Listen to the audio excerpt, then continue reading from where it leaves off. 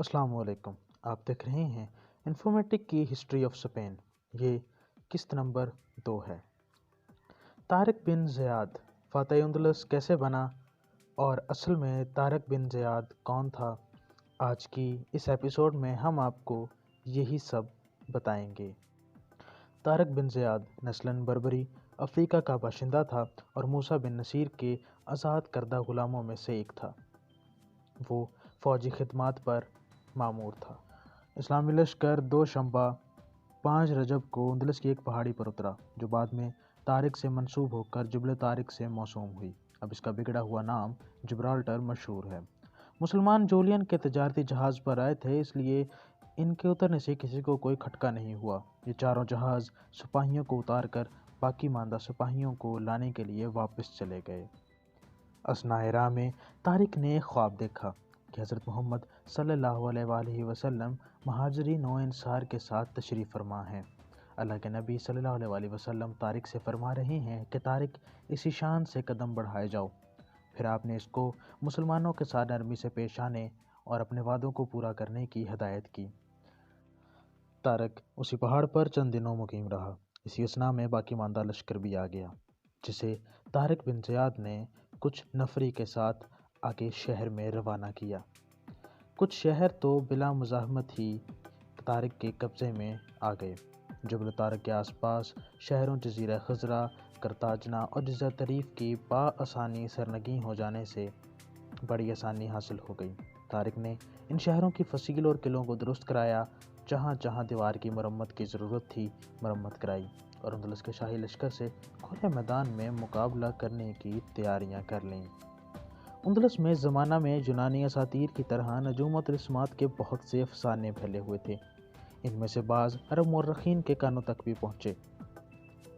اسی سلسلہ میں جزیرہ خضرہ میں بھی ایک واقعہ پیش آیا۔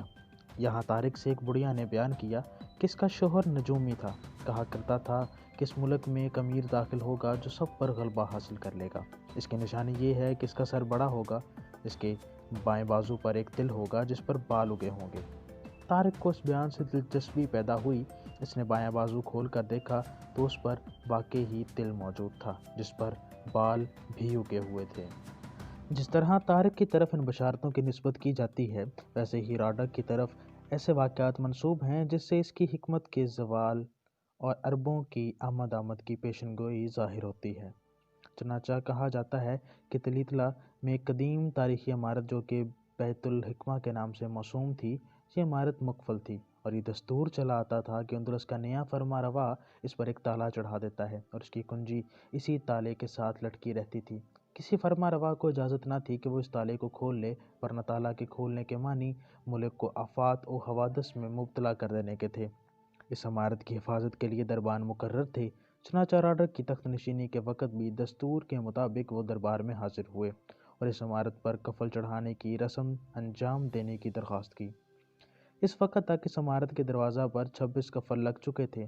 27واں کفل راڈک کی خدمت میں پیش کیا گیا، لیکن راڈک کا تعلق شاہی خاندان سے نہ تھا کہ پچھلی روایت کا احترام اس کے دل میں موجود ہوتا۔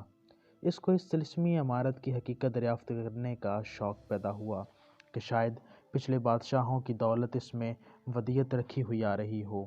اس لیے اس نے اسپین کے عمائد کے سامنے اس کفل کو کھولنے کا ارادہ ظاہر کیا، لیکن لوگوں نے یک زبان ہو کر نہ صرف اس کی مخالفت کی بلکہ کہا کہ اگر زر و جواہر کا خیال ہے تو ملک سے دولت کا انبار جمع کر دیا جائے، مگر اس عمارت کے طلسم کو توڑ کر ملک کو کسی نئی آفت میں مبتلا نہ کیا جائے۔